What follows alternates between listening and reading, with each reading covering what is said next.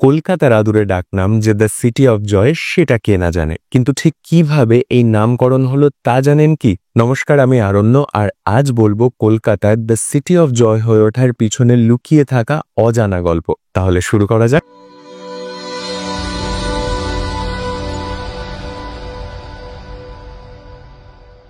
1985 সালে প্রকাশিত হয় ফরাসি লেখক ডমিনিক লাপিয়ের লেখা একটা উপন্যাস। সেই উপন্যাসের ইংরেজি অনুবাদ প্রকাশিত হতেই রীতিমতো হইচই পড়ে যায়। ডমিনিক লাপিয়ের লেখা এই উপন্যাসের প্রেক্ষাপট ছিল কলকাতা।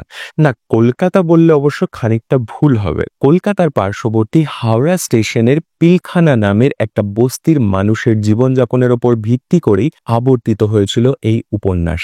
লেখক উপন্যাসে এই বস্তির একটা কাল্পনিক নামও দিয়েছিলেন, আর সেই নামই হয়ে ওঠে উপন্যাসের শিরোনাম। উপন্যাসের নামটা কি সেটা জানার কৌতূহল হচ্ছে নিশ্চয়ই।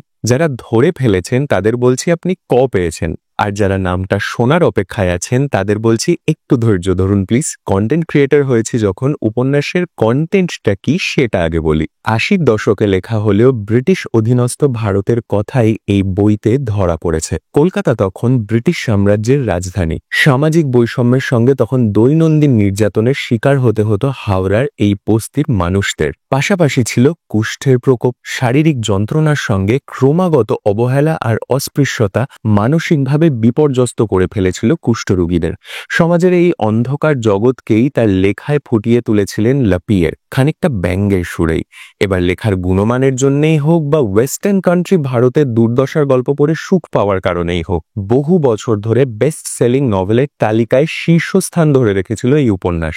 1992 সালে এই উপন্যাসের ওপর ভিত্তি করেই রোল্যান্ড জেফে পরিচালনা করেন একটা সিনেমা, যার মুখ্য চরিত্রে অভিনয় করেছিলেন প্যাট্রিক সুয়েজ, পলিন কলিন্স, ওম পুরি আর শাবানা আজমির মতো খ্যাতনামা অভিনেতা। এই ছবির শুটিং হয়েছিল কলকাতা আর হাওড়ার বুকেই। তবে ছবির শুটিংয়ের প্রথম দিন থেকেই একাধিকবার প্রতিবাদ আর বিক্ষোভের মুখে পড়তে হয়েছিল ফিল্মের কলাকুশলীদের। পরে সিনেমার মুক্তির পর বাধা হয়ে দাঁড়ায় কলকাতার প্রেস আর তৎকালীন পশ্চিমবঙ্গ সরকার। কলকাতা আর বাংলা তো বটেই, এই ছবি প্রত্যেক ভারতীয়ের কাছে অপমানের বলে অভিযোগ করেছিলেন বুদ্ধদেব ভট্টাচার্য।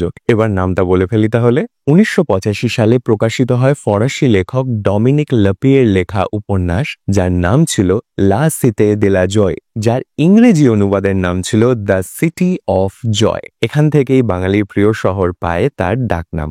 দেখুন, কলকাতার শরীরে কোনো ক্ষত দাগ নেই এমনটা একেবারেই নয়। ঝা চকচকে cinema hall, shopping mall, real এস্টেটের শহরে ছড়িয়ে ছিটিয়ে রয়েছে দারিদ্র্য, আবর্জনা আর দূষণ। হয়তো এই বৈচিত্র্যই কলকাতাকে করে তুলেছে দ্য সিটি অফ জয়। ভিডিওটা ভালো লাগলে লাইক আর শেয়ার করতে পারেন। কোনো প্রশ্ন বা মন্তব্য থাকলে নির্দ্বিধায় কমেন্ট করতে পারেন, আর এরকম আরও অজানা গল্প শুনতে সাবস্ক্রাইবও করতে পারেন। দেখা হচ্ছে আগামী পর্বে। আসি।